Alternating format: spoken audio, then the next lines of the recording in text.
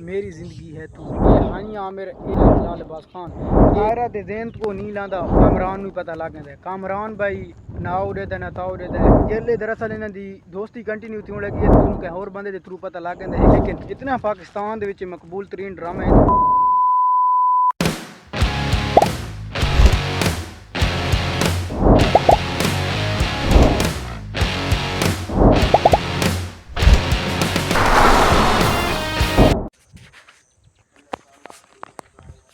अस्सलामुअलैकुम, welcome back my new vlog. तो अज का भाई अस व्लॉग स्टार्ट पे करें तो स्टार्ट कराने एक मैं थोड़ा निक्की जी लैन खेसा कि कोई एक सच्चा पछतावा किसी का एतमाद बुला सकता है। जी हाँ बिल्कुल, अज इसे असा लैन दे नाल एक इसे लैन दे उत्ते ड्रामा बना हुआ है, उस दे बारे में थोड़ा डिस्कशन करके दसा असा उस दे बारे असा अज थोड़े नाल डिस्कशन करसा। उसकी पूरी कहानी थोड़ा मैं डिटेल नाल तफसीलात नाल शेयर करे सा। इस कहानी का नाम है या ड्रामे का नाम है मेरी ज़िंदगी है तू। ये पाकिस्तान दे विच बड़ा मशहूर ड्रामा है, पाकिस्तान दे विच नहीं बल्कि होर ममालकत दे विच ये वाह वाह डिठा वेंदा पे इस वक्त। मेरी ज़िंदगी है तू ये ड्रामा। अच्छा भाई, मेरी ज़िंदगी है तू ड्रामे दे विच खास तौर पे हानिया आमिर जेरी के एक हीरोइन के रोल पे करेंदी है ते जेरा एक है जेरा छोर है उदा नाम है बिलाल अब्बास खान। ओ मतलब कि हीरो का रोल पे करेंदा इस ड्रामे दे विच। ते इस ड्रामे नूं कुछ इस तरीके नाल डिज़ाइन किया कि रोज़मर्रा की जिंदगी नाल जिन्नी कि हुण असां वाले नाल उठदे हां ते रोटी वगैरह मतलब वाले नाल उठदे हां ते जेह्ड़े साडे कम्मकार होने वो शेयर करें आं व्लॉग दे विच। बिल्कुल बिल्कुल सेम टू ऑल इस तरह उन्हें इस ड्रामे नूं बनाया है ताकि लोग इनू पसंद करन। ते बिल्कुल ये पाकिस्तान दे विच इतना मशहूर ड्रामा थी गए कि जिथे वञो जिथे सर्च मारो पहला नाम इसे दा है मेरी ज़िंदगी है तू ड्रामे का। अच्छा भाई, अज मैं यदि थोड़ा पूरी डिटेल नाल कहानी सुना सा तो तुसा सारे पसंद करे सो। उम्मीद करना कि तुसा सारे चैनल सबसक्राइब भी कर छुड़े सो। सारे असा मैं इो रंग दियाँ वीडियो बनाता रहना तो मेरे असल ते करैक्टर ते कंटेंट व्लॉग बनाना। तो अज मैं आके भाई थोड़ा कोई निक्की जी कहानी भी सुना देवां तो तुसा सारे चैनल में सबसक्राइब करके नो अज की मज़ेदार कहानी शुरू पे करें। अच्छा भाई, बगैर टाइम गवाते हुए हम अपनी कहानी को स्टार्ट करते हैं। यार सराकी में तो दसाया मैं आके भाई अपनी लगा सराकी पूरी कहानी एक्सप्लेन करें। अज भाई जो ड्रामे तो मैं थोड़ा डिस्कशन करके दिखाने वाला वो ड्रामा है पाकिस्तान का बहुत वायरल तरीन। उस ड्रामे के एक करैक्टर का करदार है हानिया आमिर का ते कमरान अब्बास खान का। ये जनाबे आला इन्हें एक ऐसा ड्रामा बनाया जरा पाकिस्तान के अज तक बड़ा ही मशहूर है तो बड़ा चलता पे ड्रामा तो बहुत लोग उन्होंने पसंद पे करे ने। इस ड्रामे के कुछ इस तरह की उन्हें सस्पेंस रखा हुआ है कि लोग उसनू देखने तो बगैर रहांदे ही नहीं। उसदे सब कुछ वो रियलिटी के दसा छोड़े ने। सारी जिन्हें पूरी लाइफ होंदी है वो पूरी लाइफ उन्हें शेयर की उसदे मतलब कि सादगी के उन्हें पूरा ड्रामा बनाया है। लेकिन इतना अच्छा ड्रामा बनाया है कि पूरा पाकिस्तान अज तक पसंद पे करे ने।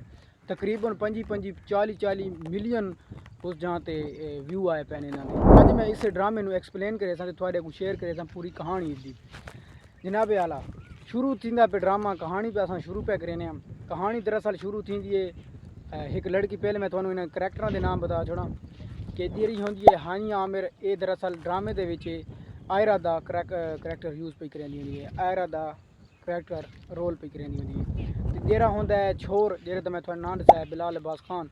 ये दरअसल एक छोर का कामरान अब्बास का रोल पे करें।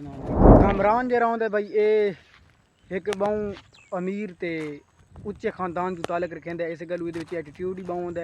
उस तो बाद ये एक तरह का बहु नापसंद या बात एक इंसानी जिंदगी में अपने ना एक पैरों की धूल समझदा इन समझ के इतना अमीर होंदा भाई पैसा इस को बहु होंदा जेरी होंदी है। हानिया आमिर का मैं तुहानू दसाया भाई आयरा का करैक्टर यूज़ पे करेंदी है। आयरा के करैक्टर के नाल अगते ड्रामा कंटिन्यू करेंदी है। उसके बारे में तुहानू एक्सप्लेन करा भाई। जी आयरा होंदी है एक दरम्याने खानदान तो ताल्लुक रखेंदी है। अपना इदा जरा होंदा ना दूजा असूल ये असूलों की बड़ी पक्की होंदी है। जी होंदी है आयरा असूल इस वास्ते जिन्हें कि जिंदगी है पूरी तो खानदान अच्छे तो ताल्लुक रखेंदी है। तो इस गल इन बहुत लोग पसंद भी करें। दिहाड़ा एक ऐसा आ वेंदा ऐसा मोड़ आ वेंदा कि आयरा तो जरा होंदा कामरान एक दूजे को मिलते हैं आपस जिन्हें बंदा मिलता है और कह ना कह मोड़ तो मिल पाए। जेल्ले मिलते हैं ਤੇ ਜਿਹੜਾ ਹੁੰਦਾ ਹੈ ਕਾਮਰਾਨ, ਇਹਨੂੰ ਨਾ ਥੋੜੀ ਥੋੜੀ ਕਰਕੇ ਤੇ ਪਸੰਦ ਆਉਣ ਲੱਗ ਜਾਂਦੀ ਹੈ। ਇਹਨਾਂ ਦਾ ਪਹਿਲੇ ਦੋਸਤੀ ਥींदी है ਤੇ ਬਾਅਦ ਦੋਸਤੀ ਰਿਸ਼ਤੇ ਦੇ ਵਿੱਚ ਮੁਹੱਬਤ ਮਤਲਬ ਕਿ ਤਬਦੀਲ ਥੀਣ ਲੱਗ ਜਾਂਦੀ ਹੈ। ਇਸ ਵਾਸਤੇ ਤੇ ਕਾਮਰਾਨ ਬਦਲਣ ਲੱਗ ਪੈਂਦਾ ਆਪਣੇ ਆਪ ਨੂੰ, ਅੱਛਾ ਬਣਾ ਦਿੰਦਾ ਹੈ ਆਇਰਾ ਵਾਸਤੇ ਬਈ ਤਾਂ ਕਿ ਮੈਨੂੰ ਆਇਰਾ ਨਾਲ ਮੇਰੀ ਮੁਹੱਬਤ ਕੰਟੀਨਿਊ ਰਹੇ ਤੇ ਇੱਕ ਅੱਛਾ ਆਦਮੀ ਬਣਨ ਦੀ ਕੋਸ਼ਿਸ਼ ਕरेंगे।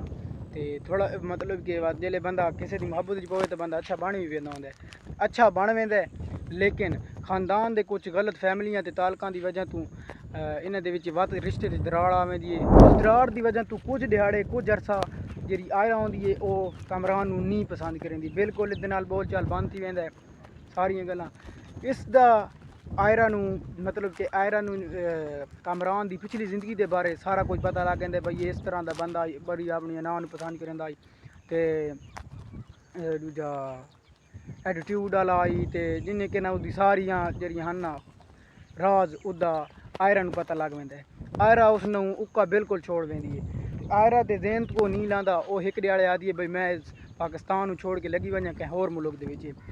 ਉਹ ਬਿਲਕੁਲ ਯੂਰਤ ਕਰਾਂਦੀ ਹੈ, ਐਰੋਪਲੇਨ ਦਾ ਟਿਕਟ ਕਰਵਾਉਂਦੀ ਹੈ, ਜਹਾਜ਼ ਦਾ ਆਪਣਾ ਬਈ ਉਹ ਟਿਕਟ ਕਰਵਾ ਕੇ 에ਅਰਪੋਰਟ ਤੇ ਜਿਲੇ ਪਹੁੰਚਦੀ ਹੈ ਤਾਂ ਇਹਦੀ ਖਬਰ ਕਾਮਰਾਨ ਨੂੰ ਪਤਾ ਲੱਗ ਜਾਂਦਾ। ਕਾਮਰਾਨ ਬਾਈ ਨਾ ਉੜਦਾ ਨਾ ਤਾ ਉੜਦਾ ਆਇਰਾ ਦੇ ਪਿੱਛੋਂ बड़ी तेज़ी ਨਾਲ रफ्तार ਨਾਲ पहुँच वेंदा अपनी गड्डियां वगैरह ते।